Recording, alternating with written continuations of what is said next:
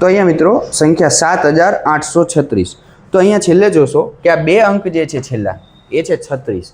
तो 9 ना घड़ियामां सॉरी 4 ना घड़ियामां 36 आवे छे। 4 9 36। तो 4 वडे आ छेल्ला बे अंकने भागी शकाय छे। तो एनो मतलब के आखी संख्याने पण आपणे 4 वडे भागी शकीशुं। तो आ थई 2 અને 4 ની ચાવી। હવે વાત કરીએ મિત્રો 3 ની ચાવીની। તો 3 ની ચાવી એકદમ સરળ અને 3 ની ચાવી જો તમને આવડશે तो 9 ની ચાવી તમને ઓટોમેટિક આવડી જશે। तो 3 ની ચાવીની વાત કરીએ तो માની લો કે કોઈ આ સંખ્યા આપી છે આપણાને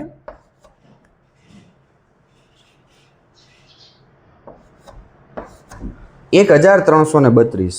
આવી રીતે કોઈ સંખ્યા આપણને આપી હોય મિત્રો, તો હવે આ સંખ્યાને 3 વડે ભાગી શકાય કે કેમ એ કેવી રીતે ચેક કરવું? તો યાદ રાખો કે જે સંખ્યા આપણને આપેલી હોય આ સંખ્યાના જે અંક છે એ અંકોનો સરવાળો કરવાનો મિત્રો। તો અહીંયા અંકોનો આપણે સરવાળો કરીએ તો 1 માં 3 ઉમેરો એટલે 4, 4 માં 3 ઉમેરો એટલે 7 અને 7 માં 2 ઉમેરો એટલે 9 થશે। તો મતલબ આનો સરવાળો જે છે અંકોનો સરવાળો, આ સંખ્યા જે છે એના અંકોનો સરવાળો જે છે એ 9 થયો મિત્રો। તો અંકોનો સરવાળો જે આપણને મળે એને જો આપણે 3 વડે ભાગી શકીએ 1332 આના અંકોનો સરવાળો 9 થયો તો આ 9 જે છે એને આપણે 3 વડે ભાગી શકીએ છીએ। 3 ના ઘડિયામાં આવે છે 3 તારી 9। તો આ આખી સંખ્યાને મિત્રો આપણે 3 વડે ભાગી શકાય। એટલે 3 ની ચાવીમાં યાદ રાખીશું કે આપેલ સંખ્યાના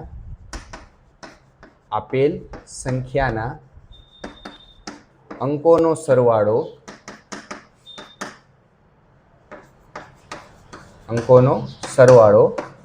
3 વડે વિભાજ્ય હોય, આપેલ સંખ્યાના અંકોનો સરવાળો જો 3 વડે વિભાજ્ય હોય તો તે સંખ્યા પણ 3 વડે વિભાજ્ય થશે। આપેલ સંખ્યાના અંકોનો સરવાળો જો 3 વડે વિભાજ્ય હોય તો તે સંખ્યા પણ 3 વડે વિભાજ્ય થશે। એક બીજી સંખ્યા લઈએ મિત્રો 2473। હવે આના અંકોનો સરવાળો કરીએ તો 2 માં 4 નાખો એટલે 6, 6 માં 7 ઉમેરો એટલે 13 અને 13 માં 3 ઉમેરો એટલે 16 થશે મિત્રો। આનો સરવાળો જે છે એ સરવાળો આપણને 16 મળે। હવે 16 છે એ 3 ના ઘડિયામાં આવશે મિત્ર? તો નહીં આવે। 3 ના ઘડિયામાં 16 નથી આવતા તો એનો મતલબ કે આ સંખ્યાને આપણે 3 વડે ભાગી શકાય નહીં। તો આમ જે સંખ્યા આપણને આપેલી હોય તે સંખ્યાના અંકોનો સરવાળો કરવાનો અને એ સરવાળાને જો 3 વડે ભાગી શકાય તો તે સંખ્યાને પણ આપણે 3 વડે ભાગી શકીશું। તો આ થઈ ગઈ 3 ની ચાવી। હવે વાત કરીએ 9 ની ચાવીની। તો 9 ની ચાવી જે છે એ પણ સેમ 3 ની ચાવી જેવી જ છે। તો 9 ની ચાવીમાં માત્ર આટલો ફેરફાર કરીશું। તો 9 ની ચાવી માટે આપેલ સંખ્યાના અંકોનો સરવાળો 3 ની જગ્યાએ 9 વડે વિભાજ્ય હોય તો તે સંખ્યાને પણ આપણે 9 વડે ભાગી શકીએ। તો જેમ 3 ની ચાવી જોઈએ તેમ 9 ની ચાવી ચેક કરીશું આપણે। તો એક સંખ્યા લઈએ,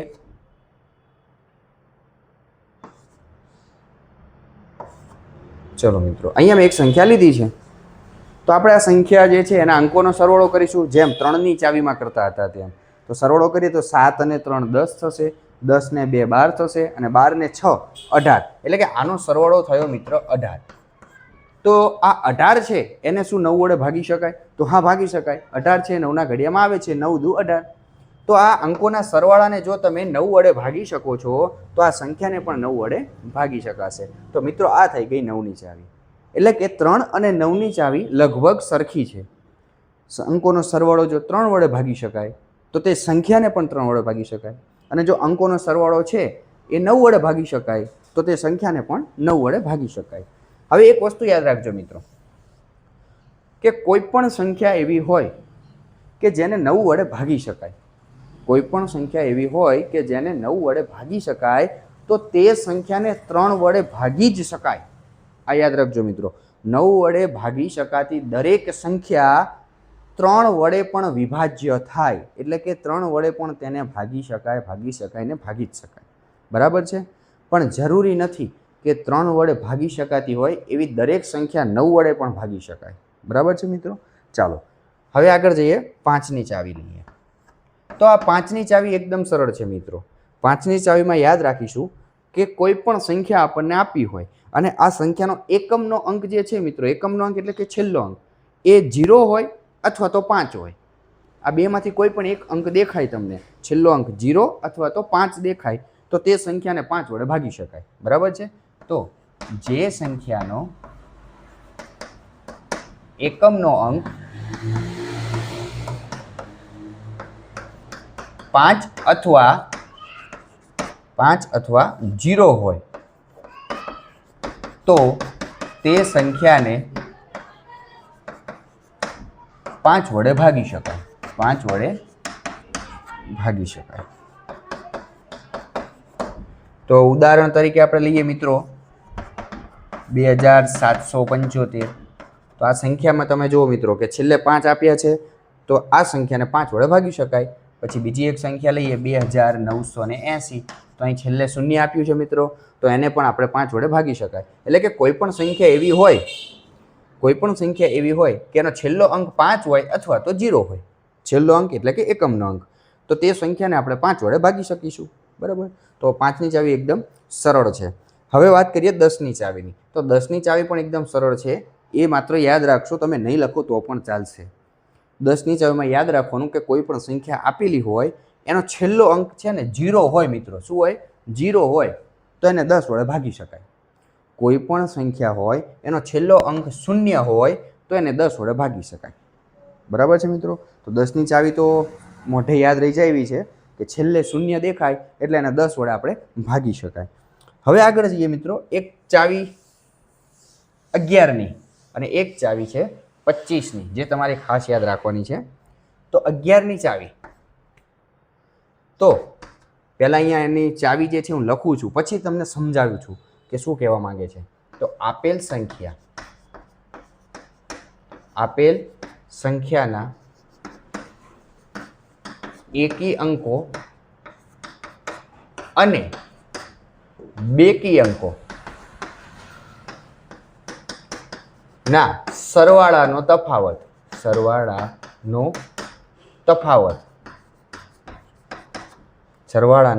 તફાવત 11 વડે વિભાજ્ય હોય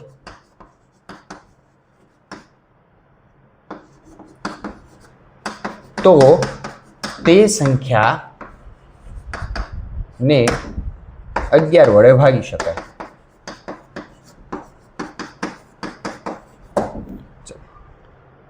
આપેલ સંખ્યાના એકી અંકો અને બેકી અંકો આના સરવાળાનો તફાવત 11 વડે જો વિભાજ્ય હોય તો તે સંખ્યાને 11 વડે ભાગી શકાય. હવે કહેવા શું માંગે છે મિત્રો? અહીંયા આમ તો લખવું જોઈએ કે એકી સ્થાનના અંકો અને બેકી સ્થાનના અંકો. બરાબર છે? ઉદાહરણ દ્વારા સમજાવું એટલે તમને સરળતાથી ખબર પડી જશે. ધારો કે અહીંયા આપણે એક રકમ લઈએ ઉદાહરણમાં.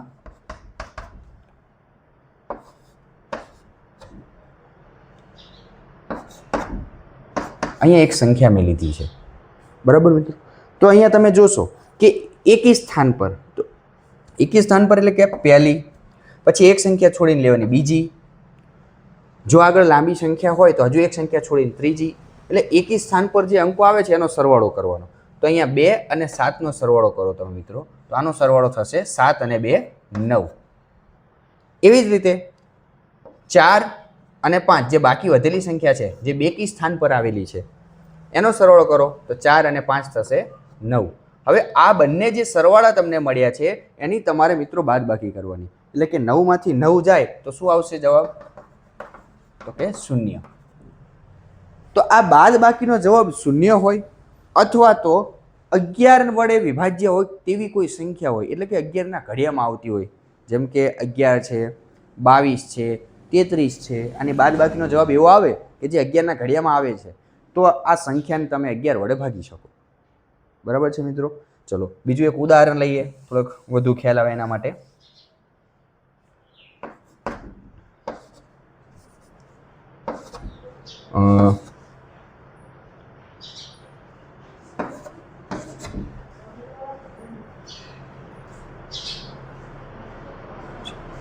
ચલો અહીંયા આપણે એક ઉદાહરણ લીધું છે મિત્રો. તો એકી સ્થાન પર આવેલા અંકો કયા કયા મિત્રો? તો કે આ પ્રથમ સ્થાન, પછી બીજું સ્થાન નહીં લેવાનું, ત્રીજું સ્થાન 3 નંબરનું, પછી 5 નંબરનું, પછી 7 નંબરનું, એવી રીતે. તો એનો સરવાળો કરીશું આપણે મિત્રો. તો 7 + 6 + 9, તો સરવાળો કરીએ તો શું થશે મિત્રો? 7 અને 6 13, 13માં 9 આપણે નાખીશું એટલે થશે આનો સરવાળો 22. આનો સરવાળો થશે 22 મિત્રો. ચાલો હવે બાકી જે વધ્યા છે એનો સરવાળો કરો અંકોનો. તો બાકીના જે અંકો છે એ આ 3 અંકો બેકી સ્થાન પર આવેલા, એનો સરવાળો કરીએ તો 2 અને 2 4, 4 ને 6 10, તો આનો સરવાળો થશે 10. હવે આ બેની આપણે બાદબાકી કરવાની છે મિત્રો. તો આની બાદબાકી કરીએ ચલો. તો આ સંખ્યા છે 22 અને આનો સરવાળો આવ્યો 10. તો એ બેની બાદબાકી કરતા આપણને શું જવાબ મળશે? 22 માંથી 10 જશે મિત્રો તો 12 આવશે. તો આ શું 12 છે એ 11ના ઘડિયામાં આવે છે? તો ના, 11ના ઘડિયામાં નથી આવતું. તો એનો મતલબ કે આપણે આ જે સંખ્યા છે એને પણ આપણે 11 વડે ભાગી શકાય નહીં. બરાબર છે મિત્રો? તો આ થઈ ગઈ 11ની ચાવી. હવે આગળ વાત કરીએ છેલ્લી, એ છે 25ની ચાવી મિત્રો. તો 25ની ચાવીમાં છેલ્લા 2 અંકો યાદ રાખવાના મિત્રો. 25ની ચાવીમાં તો કે કોઈ સંખ્યાના છેલ્લા 2 અંક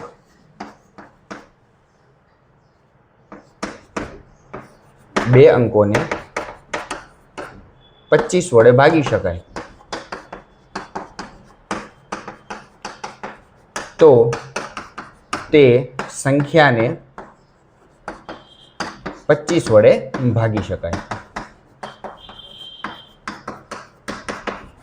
ઉદાહરણ તરીકે આપણે લઈએ મિત્રો 7925. તો આપણે છેલ્લા 2 આંકડા જુઓના મિત્રો. છેલ્લા 2 આંકડા છે એ 25ના ઘડિયામાં આવે છે. તો હા 25 છે એ તો 25ના ઘડિયામાં આવવાના જ છે. 25 એકા 25. તો આ સંખ્યાને આપણે 25 વડે ભાગી શકાય. એવી રીતે આપણે જોઈએ તો 775. તો અહીંયા છેલ્લા 2 અંક આપણે જોશું 75. 25ના ઘડિયામાં આવે છે મિત્રો? તો હા આવે છે. 25 તરી 75. તો આ 775 જે છે એને પણ તમે 25 વડે ભાગી શકીશો. તો આમ છેલ્લા 2 અંક જે છે મિત્રો એ જો 25ના ઘડિયામાં આવતા હોય એટલે કે 25 વડે ભાગી શકાતા હોય તો તે આખી સંખ્યાને પણ તમે 25 વડે ભાગી શકશો.